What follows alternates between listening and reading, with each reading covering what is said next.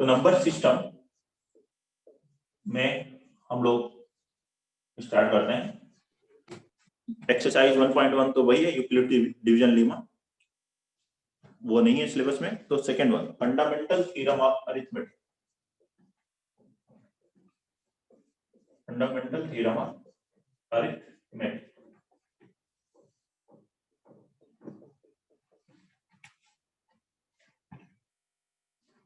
कोई भी composite number हो उसको हम as a product of prime numbers लिख सकते हैं। Every composite number can be written as product of prime numbers. Prime numbers. जैसे 12 को लिख लिया क्या, 2 into 2 into 3।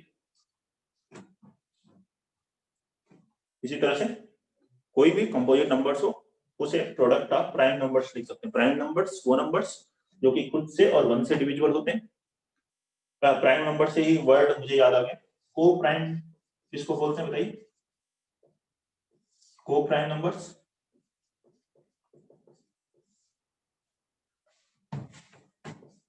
To natural numbers having HCF is equal to 1, जिनका HCF 1 हो। कोई भी दो नेचुरल नंबर हो सकते हैं, वे प्राइम होने जरूरी नहीं। 1 जो नंबर होता है 1 इज को prime with every natural number. 1 जो है सभी नेचुरल नंबर के साथ को प्राइम होता है। यार 1 और अगर आप 7 लेते हैं तो ये को प्राइम, 1 2 है को प्राइम, क्योंकि 1 4 लेते हैं को प्राइम, 1 सभी नेचुरल नंबर्स का को प्राइम होता है। ऐसे एक नंबर में ले लेता हूँ 6 और दूसरा नंबर ले लेते हैं 25। ये क्या है? को प्राइम है। 6 को लिखोगे 2 into 3, इसे लिखोगे 5 into 5। लेकिन कोई भी प्राइम नंबर्स फैक्टर कॉमन नहीं है, केवल into 1 लिख करके 1 कॉमन ले सकते हैं, तो वही इनका HCF है। तो HCF 1 है तो ये क्या है? को प्राइम। यहाँ प्राइम वर्ड की बात हुई थी तो को प्राइम वर्ड भी कई बार आता है क्वेश्चन। एक और वर्ड आ जाता है ट्विन प्राइम। कभी कभी ट्विन प्राइम बता सकते हैं क्या होता है ट्विन प्राइम? सर दो प्राइम नंबर जिनके बीच का डिफरेंस 2 हो। ठीक है, सही है। 2 प्राइम नंबर्स, दोनों प्राइम नंबर्स होने चाहिए हैविंग डिफरेंस 2, और जिनका डिफरेंस कितना होना चाहिए? 2 होना चाहिए। दोनों प्राइम होने चाहिए और उनका डिफरेंस 2 आना चाहिए। जैसे 3 and 5, ये दोनों ही प्राइम है और इनका डिफरेंस कितना है? 2 है। 5 and 7 दोनों प्राइम, डिफरेंस 2 है। 7 and 9 नहीं है ऐसा, क्यों? क्योंकि 9 प्राइम नहीं है। दोनों प्राइम हो, डिफरेंस 2, उसे कहते हैं ट्विन प्राइम। अच्छा वापस चलते हैं, ये प्राइम से रिलेटेड दो वर्ड आ गए थे, को प्राइम एंड ट्विन प्राइम। वापस इस पे चलते हैं। Every composite number can be written as product of prime numbers.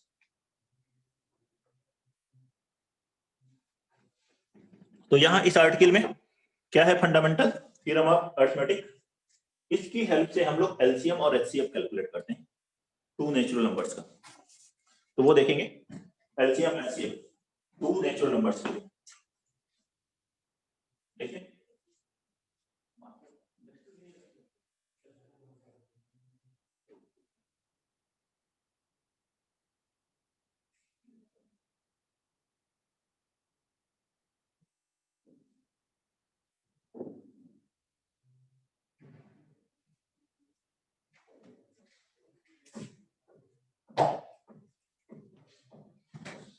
ठीक है। तो इसमें क्या होता है? एलसीएम एंड एचसीएफ, इसका कैलकुलेट करेंगे हम लोग इसकी हेल्प से। देखो दूसरा रजिस्टर ये लेके आना।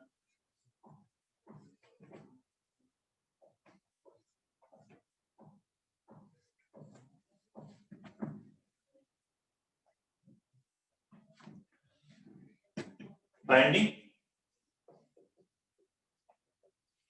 LCM and HCF।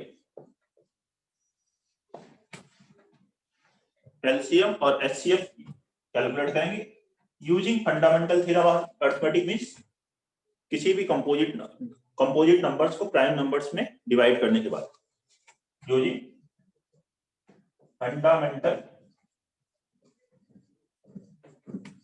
Theorem of arithmetic.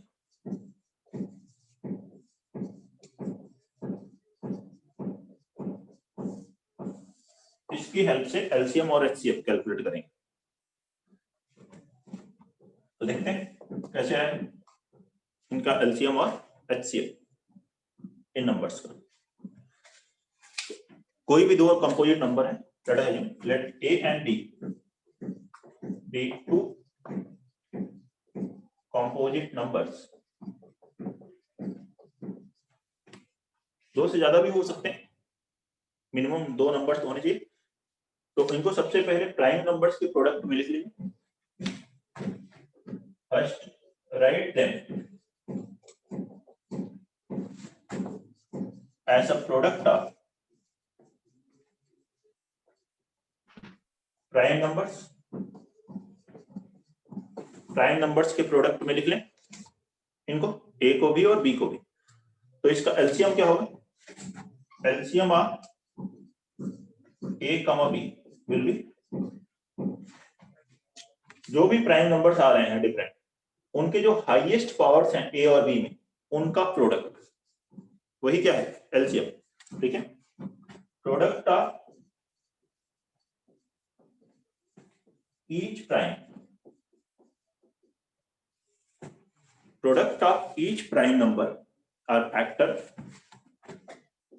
Prime number appearing in A और B, जो A या B में आते हैं या दोनों में आ रहे हैं, with highest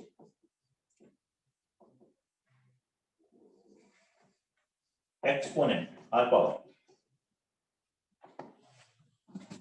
वो है LCM इन दोनों। A और B में कोई भी प्राइम्स आ रहे हैं, उनका प्रोडक्ट है A में और B में जो हाईएस्ट पावर है वो एक्सपोनेंट लेना है। और HCF में क्या होगा? HCF में यही आप मिनिमम लोगे, product of each prime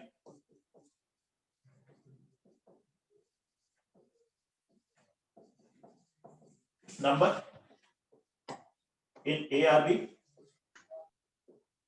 with lowest exponent, जो इन दोनों में लोएस्ट एक्सपोनेंट होगा वो लेना है। ठीक है,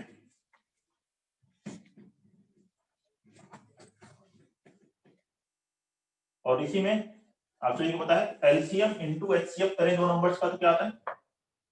प्रोडक्ट ऑफ नंबर्स के ही इक्वल है।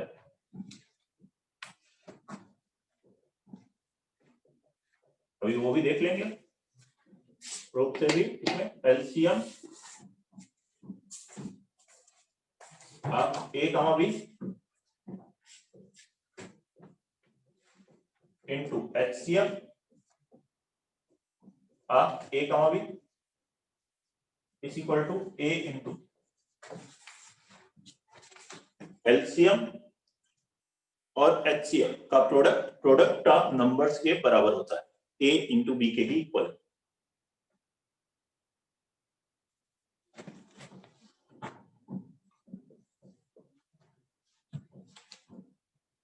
देखेंगे इसको फिर नेक्स्ट ऐसे, लेकिन तीन नंबर के लिए नहीं है। if ABC आर 3 नंबर्स, और उस केस में आप लिखेंगे LCM into HCF is equal to A into B into C।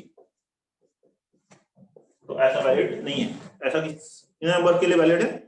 2 numbers के लिए।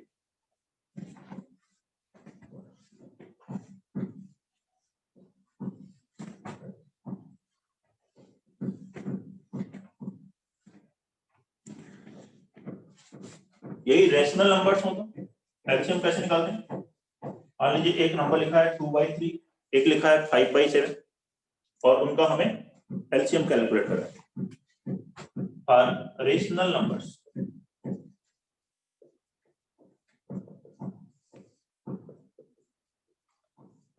एलसीएम मान लीजिए रेशनल नंबर्स ए और बी है। एलसीएम ऑफ ए कमा बी क्या हो? एलसीएम ऑफ न्यूमरेटर जो भी ए और बी के न्यूमरेटर आ रहे हैं अपॉन एचसीएफ ऑफ डिनोमिनेटर्स जो डिनोमिनेटर्स हैं उनके एचसीएफ। ये ए मान लीजिए पी बाई क्यू है और ये बी है एम बाई एन, तो पी और क्यू का एलसीएम और क्यू और एन डिनोमिनेटर का एचसीएफ ये होता है एलसीएम। और यही एचसीएफ पूछा गया है, एचसीएफ ऑफ ए कमा बी। तो न्यूमरेटर का HCF, HCF of numerator upon LCM of denominator.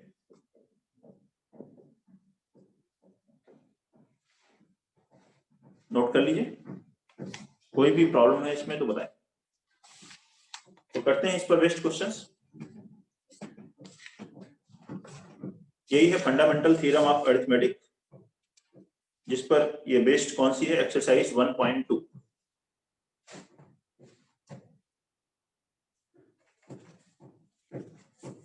ठीक है, अब एक्सरसाइज 1.2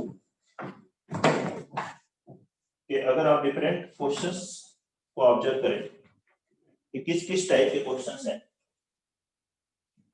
एनसीईआरटी की एक्सरसाइज 1.2। तो फर्स्ट क्वेश्चन है express each number as a product of its prime factors. तो इनमें से कोई भी एक ले लेते हैं। Express as product of prime factors.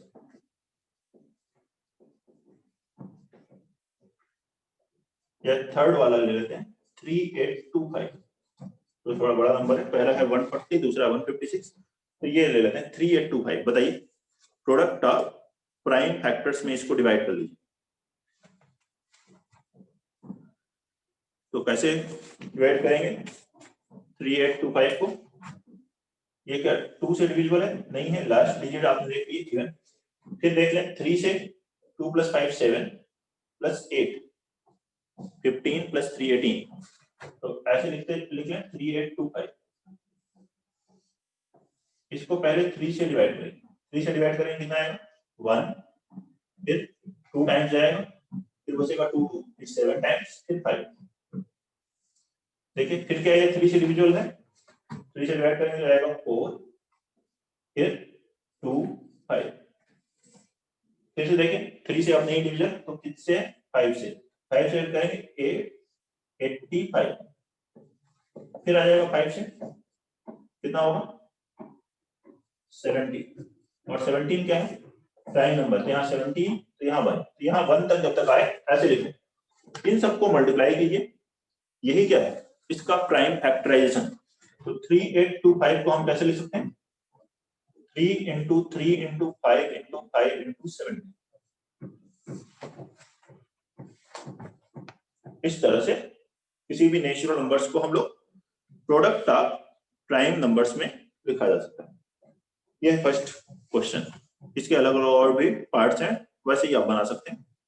Second,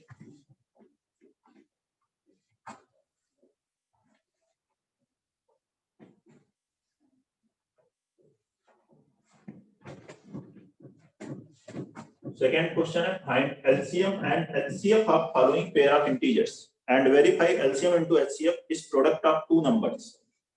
तो इसमें भी सेकंड वाला ले लेते हैं जो रिलेटिवली टफर लग रहा हो, और अगर आपको कोई लग रहा है तो आप बता सकते हैं। क्या कैलकुलेट करना है इनका? एलसीएम और एचसीएफ। 510 ये 92 का बनाइए। क्या आएगा एलसीएम और एचसीएफ?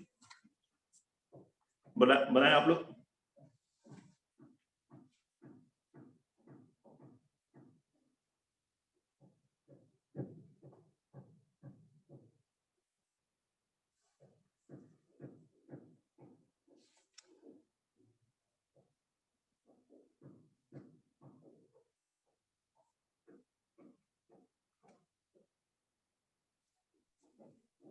सर HCF 2 आएगा। HCF 2 आएगा। और ऐसे ही पहले इसको प्राइम फैक्टर्स में डिवाइड कर लें। 510 पहले किससे डिवाइड करोगे? 2 से, ये आएगा 255। अब तो 2 से डिवाइड होगा नहीं, 3 से डिवाइड होता हुआ दिख नहीं रहा। तो इससे हाँ सॉरी 3 से हो रहा है डिवाइड। 3 से करेंगे तो क्या आएगा? 8 5। फिर किससे डिवाइड करेंगे? 5 से 17, फिर 17 से 1।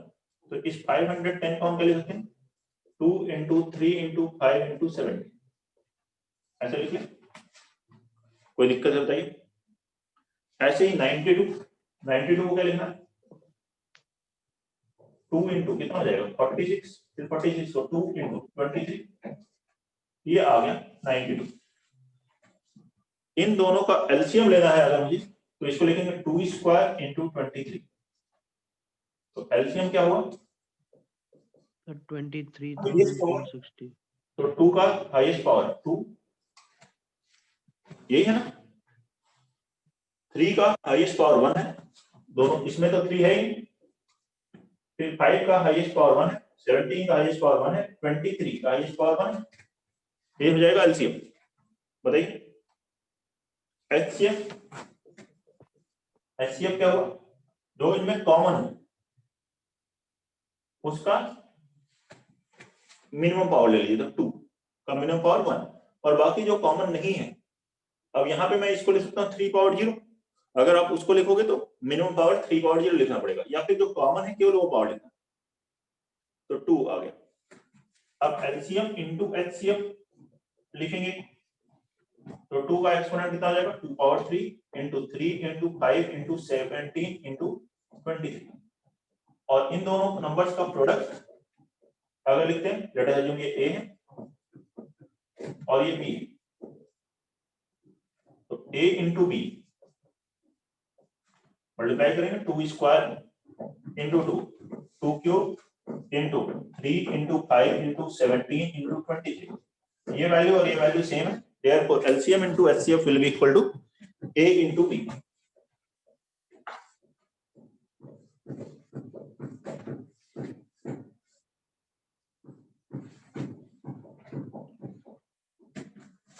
ठीक है, इस टाइप के क्वेश्चन है इसमें। यह है कि ये क्वेश्चन है 4, थर्ड वाला ऐसा ही। फोर्थ है, given that HCF of 306 and 657 is 9, find LCM। तो LCM कैलकुलेट करें आप द सेम नंबर्स, इन्हीं नंबर्स का LCM कैलकुलेट करते हैं।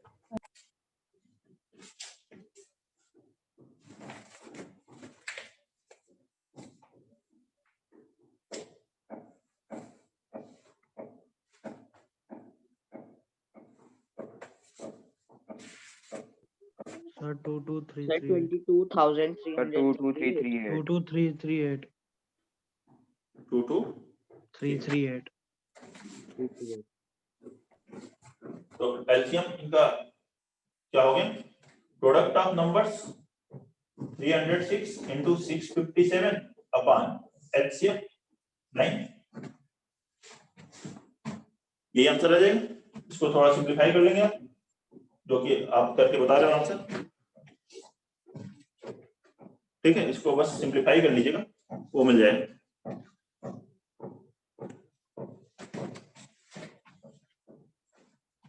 और टफर क्वेश्चन तो है ही नहीं इसमें, इजी है एकदम एनसीईआरटी में। बोर्ड में इसी लेवल का आता है ना, बोर्ड के क्वेश्चंस भी हम लोग देख लेंगे, लेकिन ये एकदम सिंपल ही आ रहे हैं यहाँ पर, जहां तक मैं देख रहा हूँ। तो इसी को हम लोग पहले एक बार विजिट कर लेते हैं। अगले एक्सरसाइज जो देख रहे हैं उसमें पहला क्वेश्चन है, prove that √5 is irrational number. तो रेशनल इरेशनल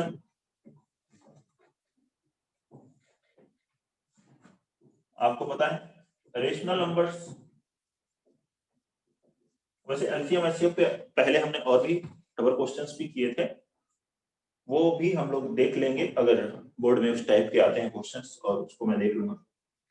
फिलहाल एनसीईआरटी पॉइंट से इस टॉपिक को और थोड़ा आगे देख लेते हैं। रेशनल नंबर्स, रेशनल नंबर्स जिसको हम p अपॉन q के फॉर्म में लिख सकें, या जो कि टर्मिनेटिंग डेसिमल हो, या फिर नॉन टर्मिनेटिंग बट रिपीटिंग हो, रिकरिंग डेसिमल नंबर्स, ये सभी क्या है rational numbers.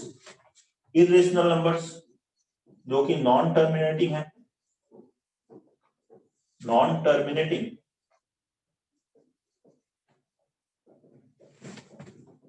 And non repeating decimal numbers, वही होते हैं इरेशनल नंबर्स। ना तो टर्मिनेट हो ना ही रिपीट हो। तो इसमें इस टाइप के क्वेश्चंस मिलते हैं जो आपके 10th के सिलेबस में। Prove that root 2 is an irrational number, prove that root 2 is an irrational number. Root 2 कैसा नंबर है? इरेशनल नंबर है। तो इस तरह के जब क्वेश्चन आते हैं कि इससे प्रूव करिए कि ये इरेशनल नंबर है, रूट 2 है, रूट 3 है, रूट 5 है, तो हम क्या करते हैं, एज्यूम कर लेते हैं कि ये एक रेशनल नंबर है। Let root 2 be a rational number.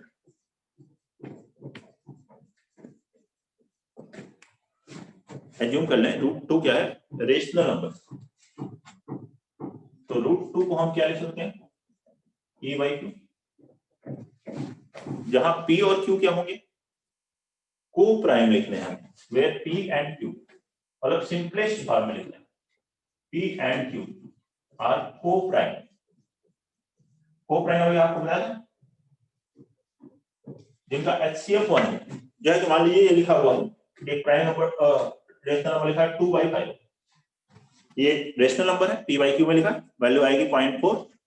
अच्छा, इस 2/5 को हम 4/10 भी लिख सकते हैं, 2 से मल्टीप्लाई करो, 3 से मल्टीप्लाई करो, 6/15 भी लिख सकते हैं, ऐसे भी लिख सकते हैं। लेकिन ये नहीं लिखा, इसको सिंप्लीफाई पार्ट है, इनका HCF 1 नहीं, 4 और 10 का HCF कितना है? 2, 6 और 15 का 3 कॉमन फैक्टर। तो को प्राइम मतलब इनमें कॉमन फैक्टर 1 है, 1 को छोड़ के और कोई कॉमन फैक्टर नहीं है। इसके बाद इसे क्रॉस मल्टीप्लाई करें और स्क्वायर कर देंगे, तो 2 बराबर आ जाएगा p square upon q square. यहां से p स्क्वायर की वैल्यू कितनी होगी? 2q स्क्वायर हो गया। q स्क्वायर इंटीजर का स्क्वायर भी इंटीजर होगा, इनटू 2 लिख दिया गया है तो ऐसा बन जाएगा इवन इंटीजर। ऐसे रूट 3 हो तो क्या लिखेंगे? 3q स्क्वायर, वो ऑड इंटीजर लेकिन नहीं बनेगा, that is a integer divisible by 3। 5 लिखा हो तो 5q square integer divisible by 5। तो ऐसे इवन इंटीजर क्या है? Integer divisible by 2, this integer is divisible by 2।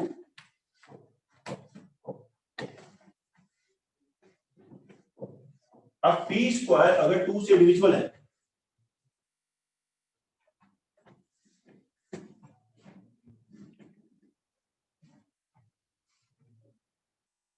p square 2 से डिविजिबल है तो p भी 2 से डिविजिबल होगा। Therefore p is divisible by 2, क्योंकि p स्क्वायर इंटीजर है। p अगर 2 से डिविजिबल नहीं है तो उसका स्क्वायर अगर करते हैं, मान लीजिए p कोई प्राइम फैक्टर है जिसमें 2 नहीं आता, 3, 5, 7 आ रहा है, अब अगर स्क्वायर करोगे तो इसमें 2 आएगा ही, तो इस प्राइम में भी 2 आना जरूरी है। तो p स्क्वायर अगर 2 से डिविजिबल है, अगर यहाँ पे 2 है तो p भी में भी 2 आ जाएगा, क्योंकि p इंटीजर है, p और q तो को प्राइम रेशियो नंबर्स है, p इज डिविजिबल बाय 2। अब p 2 से डिविजिबल है तो हम क्या कर सकते हैं? p बराबर एज्यूम कर सकते हैं 2 इंटू कोई भी इंटीजर, 2 इंटू m ले लिया, वेयर m इज इंटीजर, जहां m हमने क्या लिया? Integer value. इस p की वैल्यू 2m यहां रख दीजिए, देयरफॉर 2m होल स्क्वायर बराबर क्या आएगा? 2q square. एक 2 कैंसिल होगा तो q स्क्वायर बराबर कितना आ गया 2m स्क्वायर। m इंटीजर है उसका square integer natural number into 2 मतलब इवन इंटीजर, तो ये भी इवन इंटीजर है means divisible by 2। q square divisible by 2 है तो it means q is divisible by 2।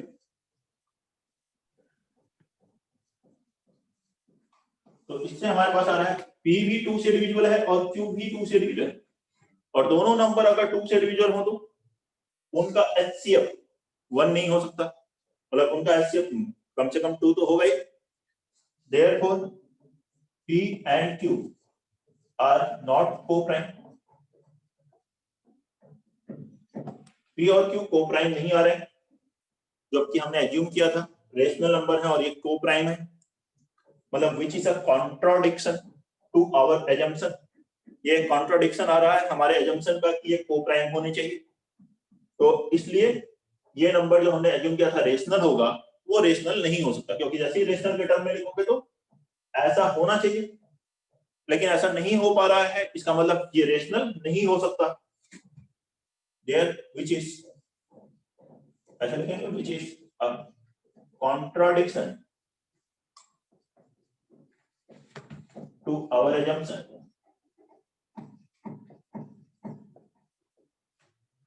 Therefore √2 is an irrational number।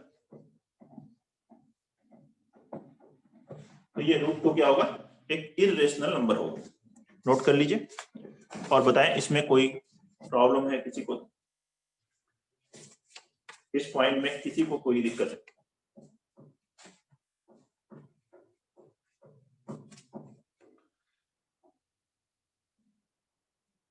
One 1.3 exercise में ये √5 इरेशनल है, 3 + 2 √5 इरेशनल है, फॉलोइंग इरेशनल है, ये प्रूव करना है। नोट कर लीजिए, एक इनमें से एक और एग्जांपल लेकर के करते हैं। सेकंड वाला कर लेते हैं यहाँ पे 3 + 2 √5 is an irrational number.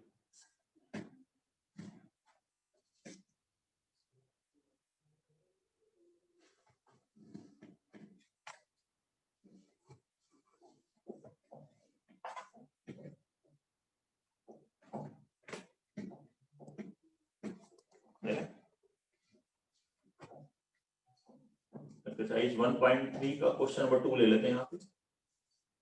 Prove that 3 + 2 √5 is an irrational number। ये प्रूव करना है कि ये एक इरेशनल नंबर हो। बनाएंगे इसको।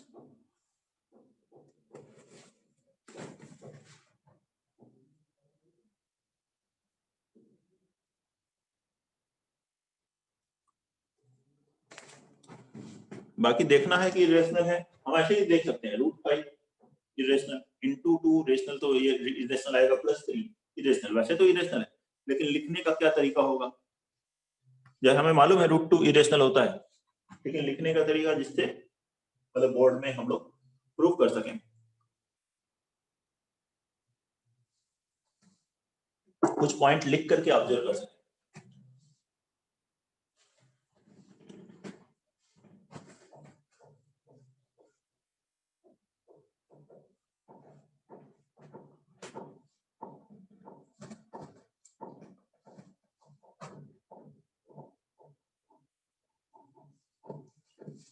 Three + 2 √5 is an irrational number। तो वैसे ही ले लें, 3 + 2 √5 is rational number। तो रेशनल है तो 3 + 2 √5, इसमें हमें ये पता है कि √5 इरेशनल, नहीं तो अलग से √5 को इरेशनल प्रूव करना पड़ेगा। Is equal to P/Q, P/Q are P and Q are co-primes।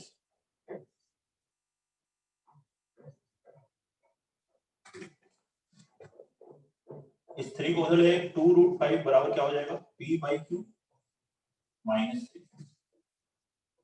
तो √5 बराबर क्या होगा 1/2 × P/Q -3। ये पार्ट हमें पता है ये इरेशनल है, या इसको आप अलग से देख सकते हैं, केवल √2 √3 √5 जैसे अभी देखो। p बाई क्यू क्या है? Rational. Rational minus rational rational होता है, रेशनल अपान रेशनल, रेशनल में रेशनल ऐड कीजिए, मल्टीप्लाई कीजिए, डिवाइड कीजिए, रेशनल होता है। तो p बाई क्यू रेशनल है, ऐसा लिखेंगे p by Q rational, 3 rational है, therefore p by Q minus 3 is rational. फिर उसके बाद लिखेंगे therefore 1/2 into p by q minus 3 this is also rational। तो ये हुआ rational. therefore RHS is rational but LHS is irrational। तो since irrational number cannot be equal to rational number, क्योंकि rational को तो हम p by q में लिख सकते हैं और irrational को p upon q के टर्म में नहीं लिख सकते, तो दोनों अलग अलग टाइप के नंबर्स हैं, तो दोनों नंबर्स इक्वल नहीं हो सकते। इरेशनल अलग कैटेगरी है, रेशनल अलग कैटेगरी। इरेशनल इरेशनल के बराबर हो सकता है, रेशनल के बराबर नहीं हो सकता। देयरफॉर ये कॉन्ट्राडिक्शन आ गया हमारे जंक्शन का कि ये रेशनल नंबर है। Therefore 3 + 2 √5 is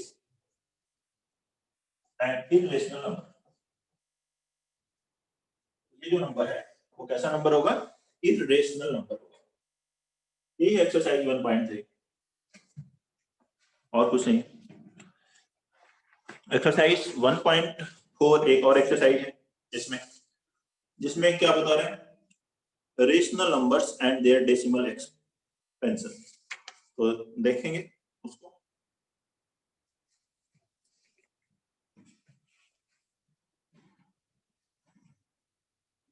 rational number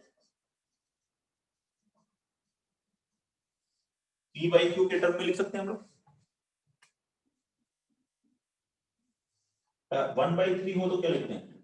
decimal में लिखेंगे तो 0.3333 रिपीट करें। ये कैसा number? Non terminating.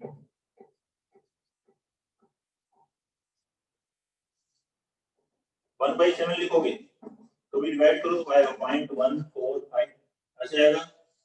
Non terminating repeating, यहाँ एक ही डिजिट के बाद रिपीट हो रहा है, यहाँ कई डिजिट के बाद रिपीट हो रहा है, ऐसे आप ऑब्जर्व करो। 1/2 है तो क्या है? 0.5। ये टर्मिनेटिंग डेसिमल नंबर है। तो रेशनल नंबर्स को दो कैटेगरी में डिवाइड कर सकते हैं, एक टर्मिनेटिंग में और एक नॉन टर्मिनेटिंग में। 1/5 है तो क्या होगा? 0.2। डिनोमिनेटर में अगर 2 और 5 आ रहे हैं, केवल इनके एक्सपोनेंट आ रहे हैं। 1/4 है, 2 स्क्वायर कितना आएगा? 0.25। 1/100 है, कितना होगा? 0.01, दैट इज टर्मिनेटिंग। 100 को क्या लिख सकते हो?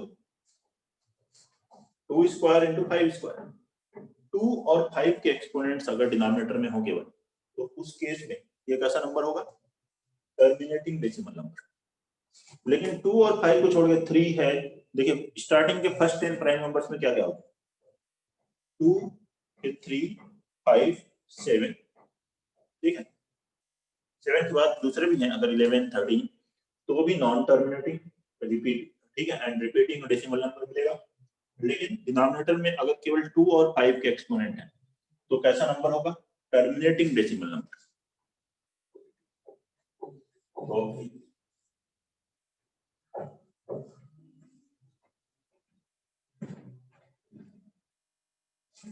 ये लिखें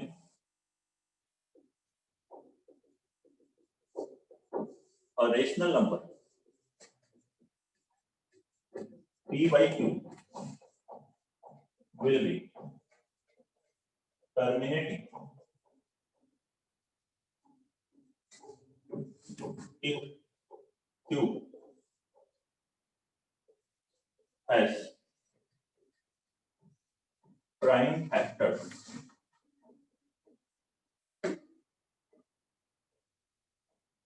of 2 and 5 1, that is q can be written as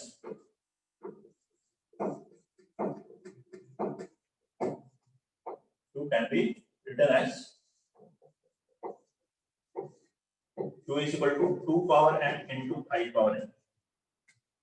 यहाँ पर n और n इंटीजर्स है, नेचुरल नंबर्स है।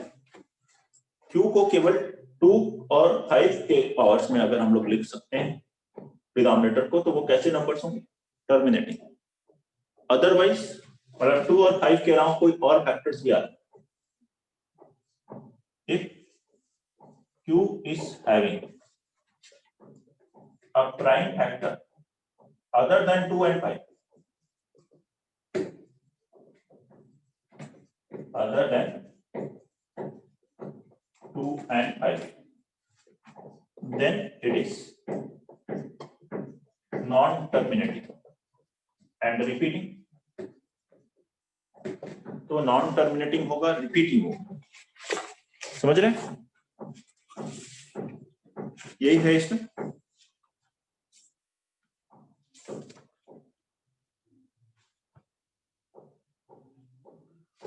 नोट कर लें।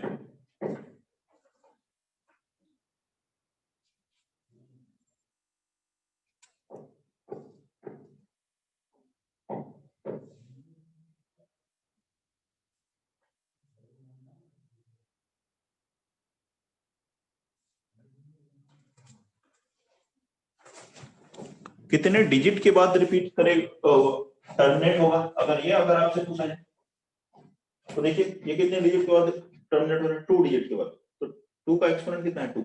यहाँ 2 का एक्सपोनेंट 2 डिजिट के बाद। 5 का एक्सपोनेंट भी 2 और 5 के एक्सपोनेंट में जो हायर एक्सपोनेंट है उतने डिजिट के बाद ये डेसिमल में क्या हो जाता है? टर्मिनेट हो जाता है।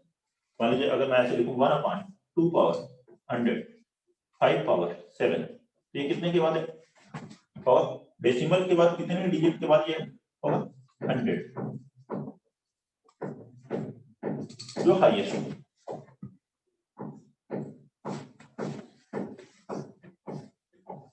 कैलकुलेट करके दे सकते हैं। 1/8 कितना होता है?